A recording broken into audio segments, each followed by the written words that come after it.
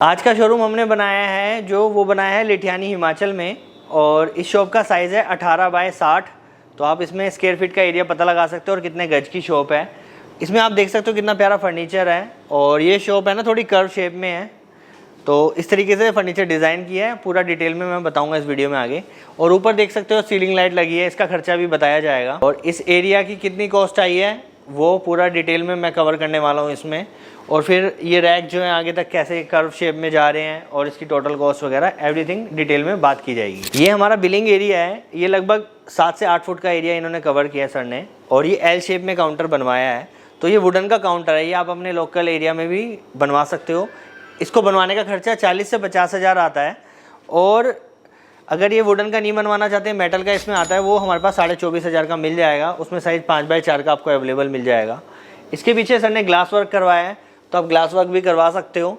इसमें भी लगभग 8 से 10 हज़ार का खर्चा आ जाता है, वो डिपेंड करता है क्या साइज़ में आप डिज़ाइन करवा रहे हो। और अब आगे चलते हैं। आप देख सकते हो ये जो शॉप है ना थोड़ी कर्व शेप में है, तो ये रैक को कर्व शेप में बनाना बहुत डिफ़िकल्ट था, तो हमने इसे हिस्से पार्ट्स में बनाया है। पहला ये पार्ट बनाया, फिर दूसरा पार्ट, तीसरा और चौथे पार्ट, 4 पार्ट्स में इसे डिवाइड किया गया। तब इसकी शेप आप देख सकते हो, ज़मीन पे देखोगे कैसे ये कर्व जा रहा है। यहाँ पर है ना नीचे टाइल में आप रिफ्लेक्शन देख सकते हो, ट्यूबलाइट का रिफ्लेक्शन आ रहा है, और ऊपर की साइड ट्यूबलाइट लगी हुई है। तो ये लगभग है ना इस शॉप में, पूरी शॉप में 50 ट्यूबलाइट के करीब ट्यूबलाइट्स लगी हैं। 50 ट्यूबलाइट का मतलब है एक ट्यूबलाइट अगर 200 रुपये की हुई तो लगभग 10,000 रुपये तो ट्यूबलाइट का खर्चा आया। वहीं पे अगर आप 2 बाय 2 की टाइल्स लगवाते तो 18 बाय 60 की जो शॉप है ना वो 50 रुपये स्क्वायर फीट से बनती। तो आप उससे अंदाज़ा लगा सकते हो उसका खर्चा बहुत ज़्यादा आ जाता। तो खर्चा कम हो इसलिए ट्यूबलाइट का यहाँ पे डिज़ाइनिंग की गई है, बिल्कुल सीधी वर्टिकल शेप में है। इसको आप हॉरिजॉन्टल और जिगजैग में भी कर सकते हो। इसका करने का कोई ज़्यादा खर्चा आता नहीं है। 10 से 20 हज़ार रुपये में आपकी फॉल सीलिंग पूरी तैयार हो जाएगी। और शॉप काफ़ी बड़ी है, 20 हज़ार रुपये में सीलिंग करना इम्पॉसिबल केस होता है। अगर 2 बाय 2 की टाइल करो या पीओपी करो तो आप ये सस्ता सा एक तरीका है, इस तरीके से भी आप कर सकते हो। अब आगे आते हैं, और यहाँ पर सर का है ना फ्रीजिंग एरिया है। तो लगभग ये 6 फुट तो वर्टिकल फ्रीज़र ने कवर किया है। तो इसका जो खर्चा आ जाता है, ये कंपनी के फ्रीज हैं तो वो इसके अगेंस्ट सिक्योरिटी अमाउंट लेते हैं आपसे, कोई 20 हज़ार, 30 हज़ार, 40 हज़ार, 50 हज़ार, डिपेंड करता है कंपनी टू कंपनी। और फिर ये चौथा फ्रीज़र है सर का, डीप फ्रीज़र है। ये लगभग 5 फुट का एरिया कवर कर लेगा, ये अमूल का फ्रीज़र है ये। अब इसके ऊपर है ना स्पेस काफ़ी खाली पड़ा है, तो यहाँ पर है ना खाली स्पेस में आप ब्रांडिंग कर सकते हो अमूल की या कोई भी प्रोडक्ट की।